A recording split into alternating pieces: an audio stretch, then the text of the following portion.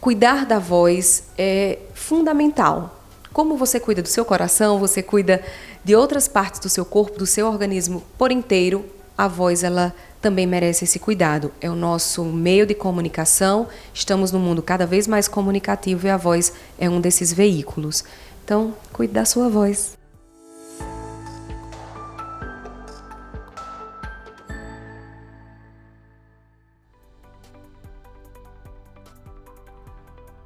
O problema na voz, ele não é comum, então se você identifica que sua voz tem uma rouquidão, no final do dia você sente cansaço ao falar, uma certa fadiga ou a voz ela falha em alguns momentos, isso já é um sinal de que algo na sua voz não está bem, que você não está normal, né? E aí eu sugiro que quando esses sintomas aparecerem, dê prioridade, procure uma avaliação para que o seu diagnóstico seja feito, porque pode ser algo bem simples, como de fato um uso um pouco maior da sua voz e que está causando essa rouquidão, esse cansaço no final do dia, ou pode ser algo mais específico, como até mesmo uma lesão, que pode ser benigna ou até maligna. Então, se sentiu algum desses sintomas, rouquidão, falhas na voz, cansaço ao falar, procure uma avaliação para que o seu diagnóstico seja fechado e você siga numa conduta correta.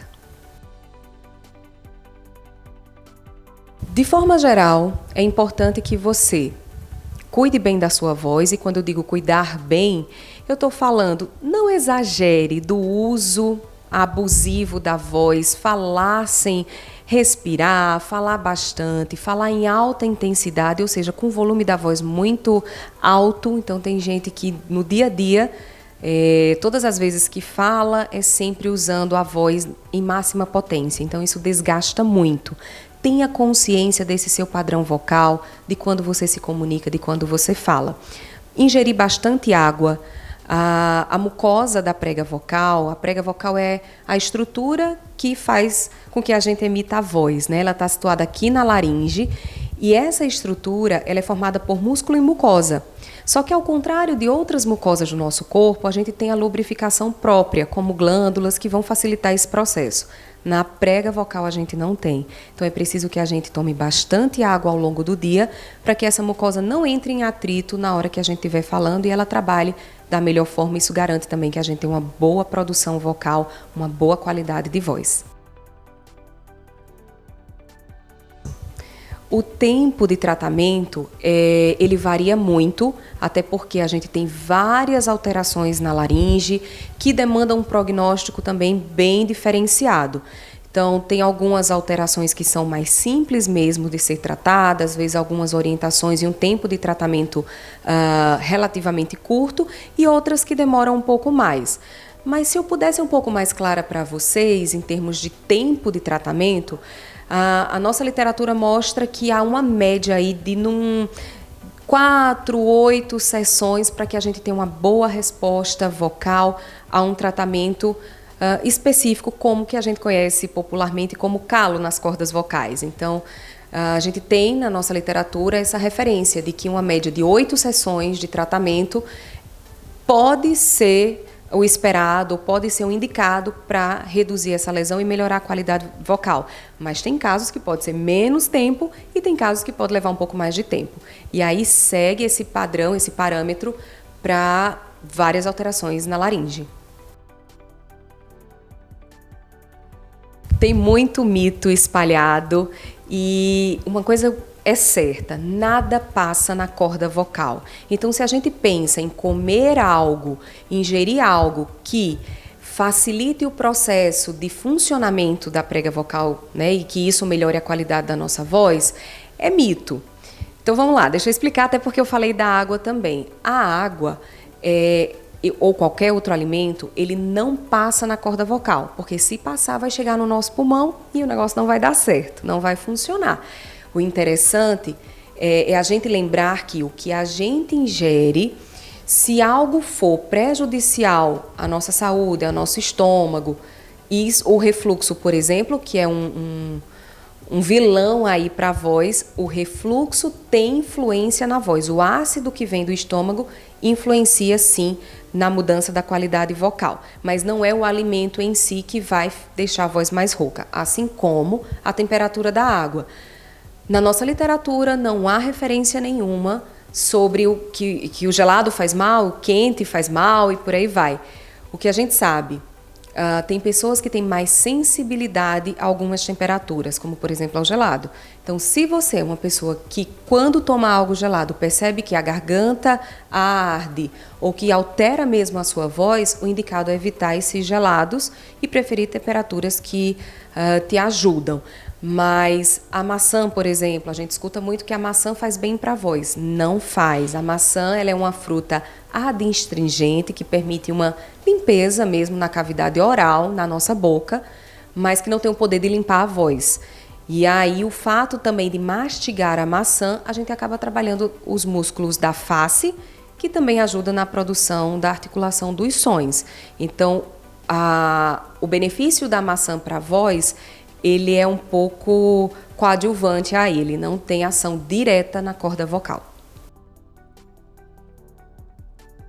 Não funciona o mesmo tratamento para todo mundo. Pode ser parecido, mas alguns ajustes a gente realiza de exercícios em termos do exercício que foi melhor para você. Então, esse exercício precisa ser testado com um profissional especializado, você realizando, o fonoaudiólogo vai fazendo ajustes nesses exercícios. O tempo de exercício também para cada um é diferente. Tem pessoas que se faz um pouco mais de exercício, pode ter fadiga, a gente promove uma fadiga com exercício, e tem pessoas que precisam de um tempo maior para ter esse condicionamento vocal. Então depende muito e é variável de pessoa para pessoa. Então eu não indico você ficar repassando o exercício ou até mesmo vendo em internet e tentando reproduzir aí, achando que sua voz pode melhorar, porque pode inclusive piorar. A voz, ela modifica sim ao longo da vida, isso é esperado. É esperado que do período que a gente sai da infância, entra na adolescência, fase adulta e na senescência, a voz ela vai se modificando. De fato, o ponto mais notório dessa transição é na fase da adolescência, principalmente para os meninos, em que a voz ela era, na infância, um pouco mais aguda e vai se firmando em tons mais graves depois dos 15 anos, que é uma época que a gente espera que essa voz ela modifique e se ajuste mesmo em relação à idade e ao sexo do falante. Mas pode acontecer, existem casos em que essa mudança da voz ela não acontece como é esperado. E aí, nesses casos, a gente orienta a família, os pais, procurarem uma avaliação também para um direcionamento de um tratamento e uma definição de diagnóstico e conduta. Na senescência, também é esperado que haja essa modificação da voz. É tanto que se a gente ligar para um idoso, a gente consegue identificar que é uma pessoa mais idosa falando só ao telefone. Então, eu não ouvi, mas a voz me entregou ser uma pessoa de maior idade. Então, ela é esperado e essas mudanças acontecem. Mas há casos em que, por exemplo, na idade idosa, até mesmo esse rebaixamento do tom da voz, do volume, às vezes impacta a vida social daquela pessoa, daquele idoso. E aí, se isso acontece, a gente também orienta que não é porque é normal. A gente pode trabalhar essa musculatura para que essa pessoa tenha melhor qualidade de vida ao se comunicar.